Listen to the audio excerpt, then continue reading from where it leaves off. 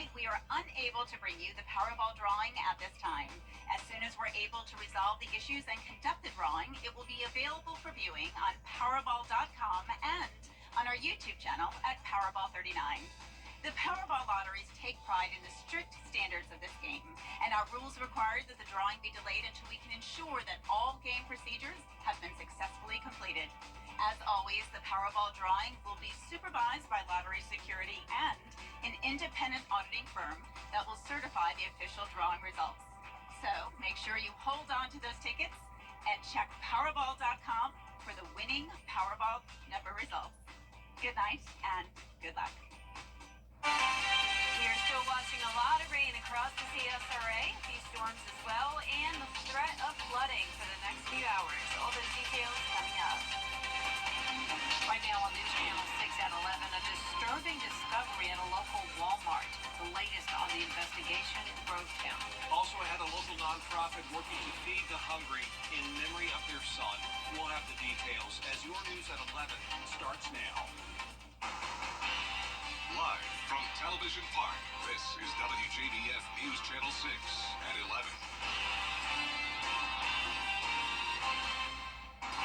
Hello, everybody. I'm Brad Means. And I'm Jenny Montgomery. Thank you for joining us.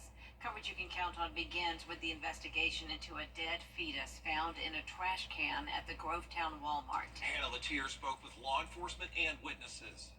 The family was fully cooperative and told them everything that inspired, and the hospital contacted us. Deputies and other first responders arrived to confiscate the fetus at around 6 p.m. Based off conversations with the family, investigator Clark believes this miscarriage caught them off guard. It's not something that people deal with very frequently, and I think they just kind of panicked. He says the fetus was not old enough to survive outside of the womb. Normally it would be around 24 weeks, and this one does not appear to be anywhere near that age, just way earlier. There are not many regulations in Georgia regarding how to dispose of a non-viable fetus, so now law enforcement is investigating to see if there was any criminal intent. It's something we have to look into different code sections about, look and see what we could find, if there's anything. I spoke with one woman who was there when the fetus was found. There were tarps being placed over the trash can, and I immediately wanted to try to document and find out what was going on. Regardless of whatever your situation is, you can always bring a baby or a deceased fetus to the hospital or give it a proper burial. Other witnesses agreed that it should have been handled differently. I'm a mother of 3, and I do know what it's like to see blood like that because I hemorrhaged with my daughter. And I know it's awful and it's gruesome, and I feel like when they seen that they should have went and got medical personnel. The sheriff's office is working with the GBI to do an autopsy on the fetus. And this just into News Channel 6, a shooting investigation in Rennes, where officers say a female juvenile was shot on Howard Street. Her injuries are not life-threatening. The Rennes PD asking anybody who has information on the shooting to call or text their crime line, 706-872-6755. New tonight, crews are working to fix a sinkhole just off Walton Way. It's at the entrance to the Windsor Court neighborhood across the street from Langford Middle School. Sheriff's deputies are there, and crews are reportedly coming out to repair it. Again, the sinkhole is at Walton Way at Windsor Court across from Langford. We have had a whole lot of rain today. Notice the entire CSRA covered with showers. So if you've been dry over the past couple of weeks, that has finally changed. Literally everyone has gotten at least a drop of rain today. And we're still seeing some heavy downpours here and there. A little bit of lightning, but for the most part, this is just a widespread messy rain. No worries when it comes to severe weather tonight. Notice the light rainfall all across the metro, Martinez, Augusta, Burnett-Town, into Aiken. And we also have this polygon here representing the aerial flood advisory that goes until 12:30. So around an hour and a half left, where we we could see rainfall totals still up to around an additional inch to 2 inches. Notice some of these heavier downpours here in eastern Aiken County near Wagner and Perry. Also down into Bamberg County, we have some heavy shower activity, also near Denmark, Highway 301, and a couple lightning strikes there as well. Now, as for the rainfall totals, they are really climbing all the way up to 3 to 4 inches in several counties here. 3.5 in Jefferson County, around 4 inches in Johnson, over 4 inches around the border of Emmanuel and Jenkins County, and same thing in Screven County. So the highest rainfall amounts have been towards the south, but even places like Columbia County got over an inch of rain in just 45 minutes earlier today. It is absolutely soaked outside as we take a look at our Terry Lambert Hyundai Skyview cam. Temperatures are in the low to mid 70s, and over the next couple of days, we'll see the temperatures only top off in the mid to upper 80s. I'll have a full look at that forecast coming up shortly, but back to you. Jenna, thanks. The wait continues to find out if the marble tiles on the Augusta Municipal Building are... A new Georgia law increases penalties for drivers who pass stopped school buses. In 2019, the Burke County school system started tracking violators who did illegally pass those stopped buses, and over those 5 years, more than 950 citations were issued. Now, thanks to Addie's law, drivers who do not stop will have to pay up to $1,000 in fines. The school district reminding everybody that the school year starts soon, and please follow the law. I think the public sometimes is uneducated on when and when not to stop. When you see a school bus stop loading or unloading students, please be sure to stop. Yeah, please do be careful out there. You can find out more information about Addie's Law and its consequences at WJBF.com. A local nonprofit is working to feed the hungry. And they're doing it all in memory of their son. Isabella Moody has more. Something for Alex and Thompson First Methodist Church have opened a miniature food pantry for people in the area. A perfect way for Something for Alex to partner with our church to be able to share kindness with others through canned items that can help fill the gaps in their pantries and help feed their families. A year after her son was killed, Newton received a letter from one of Alex's friends who told her how Alex had given him the shirt off his back when they were on a trip together because Alex knew he needed it. From then on, she wanted to honor her son's life by sharing Alex's kindness and encouraging others to do the same. For several years, the nonprofit has hosted a special birthday project for Alex. This year's theme was the food pantry. We also want our community to step up because our motto is take what you need, which that is our community. Take what you need, but also leave what you can. The blessing box was modeled after the old house that used to be on the church property. Inspired by another church on the other side of town, the Newtons wanted to offer a similar pantry to people in their area. Our call as Christians is to love God and to love our neighbors as ourselves. And Jesus said that that's the greatest commandment, and one of the ways that we can love our neighbors is to be there for them in every circumstance of life. We have more information on Something for Alex and the community project supported by the group on WJBF.com. In Thompson, Isabella Moody, WJBF News Channel 6. A new supermarket is heading to Aiken. Lowe's Food will be opening at the intersection of Whiskey and Powderhouse Road. It will feature the beer den and a boxcar coffee, so you can sip while you shop. It will also include a smokehouse with a daily rotation of smoked meats, and Sausage Works, which features locally made pork. We have a saying that says we want to be an entertainment company that intersects with people around great food experiences. Where else can you go to get a glass of beer or wine or a cup of coffee to come in and to be able to drink while you shop?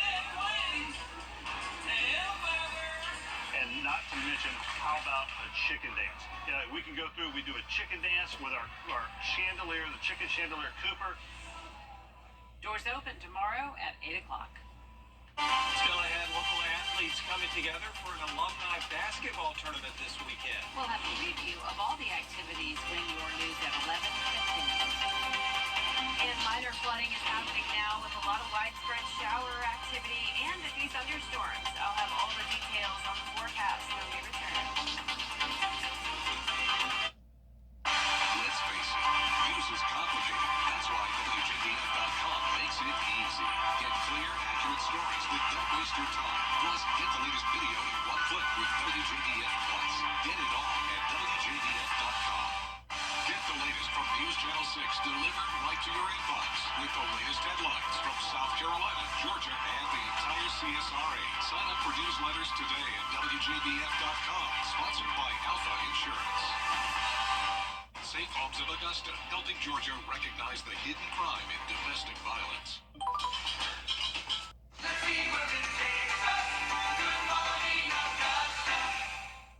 The Live 5 for 6 Skyview Network, sponsored by Terry Lambert Hyundai. Now, your most accurate forecast with WJBF Live 5 for 6. Welcome back. Here's the latest on radar. We are still watching a lot of rain come down in every single county, but notice to the west of us, there is no more rain. So once this moves through Hancock, Washington County, there's nothing behind it. So overnight tonight, we will slowly but surely start to dry out. But in the meantime, we do still have the aerial flood advisory in effect until 12:30 in the morning for parts of Richmond, Columbia, Aiken, Edgefield, McDuffie, Barnwell, and Burke County. So a very large area here, this entire box. You can see here that green outline just a little bit. That's where we've already seen 1 to 4 inches of rainfall, and an additional 1 to 2 is possible over the next couple of hours. We have this heavy downpour to the south of I-20 in Aiken County, a place that's desperately needed the rain lately. Wagner and Perry and Sally finally getting their fair share of rain. Also, Bamberg County in on a lot of rain as well, from Norway down to Denmark and Bamberg itself.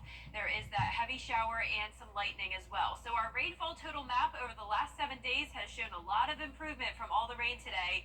Just yesterday, we had some places that were only up to around 1/4 of an inch over the last week.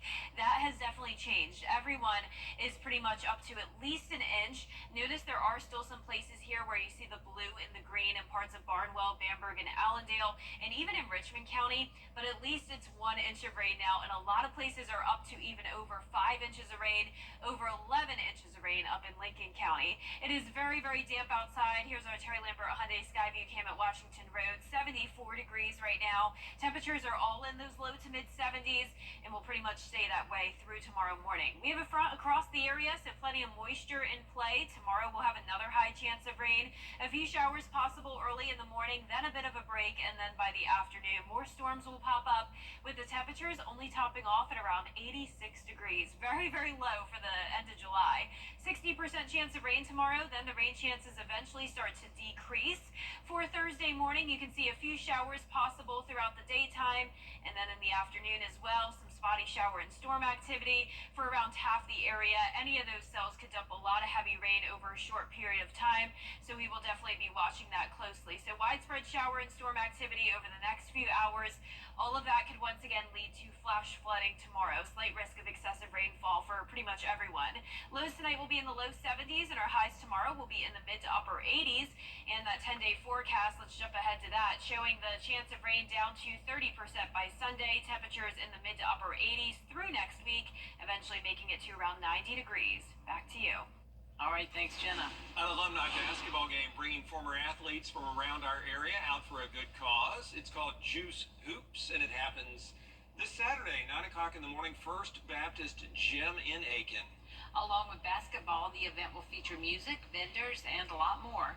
We sat down with one of the organizers to find out why it's important for them to give back. I grew up in foster care and stuff like that, so I seen how people come from rough places and things. So what we like to do, man, we like to give scholarships to families and stuff like that to help. And see, can we help and give them a little push up, man, to get out of the communities and stuff that they came from and try to experience the world and stuff like that. Young hopes the events like this one will bring the community together. For the full interview and information on tickets, go to our website, WJBF.com. Still ahead, President Biden delivered a speech. You and me, we're the best of friends, and we'll stay together till the end. For years, Freddie the Forecaster has been a true friend to our community. We're the best of friends. Enter to win your very own Freddie bobblehead today at WJBF.com. Sponsored by Alpha Insurance. Of course, Brandsmart Smart USA has your favorite brands in stock at the guaranteed lowest prices. And that's why Augusta's top savings destination is BrandSmart USA.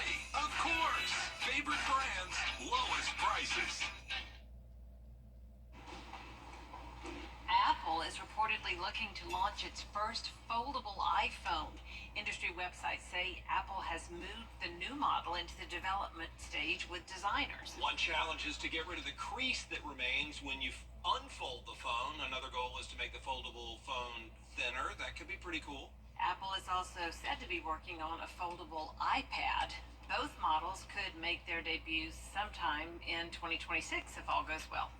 I mean, it's cool. I just don't really understand the point of it. Yeah, I thought we'd gone through flip phones We've been already. through flip phones, thank you. Yeah, that's Yes. a great point. It's Yes. like we're going back in time. Oh, Yes. yeah. Could be All cool, the though. old trends come back. Well, our 10-day forecast showing still a high chance of rain tomorrow at 60%. High of only 86 degrees. Our coolest high temperature in a very long time. Yeah. 87 on Friday and Saturday, and a 40% chance of rain to start the weekend. Only a 30% chance on Sunday, so those rain chances go down. Temperatures go back up next week. That is our report for now, everybody. Thanks so much for watching. Be sure to download our mobile app for breaking news and weather.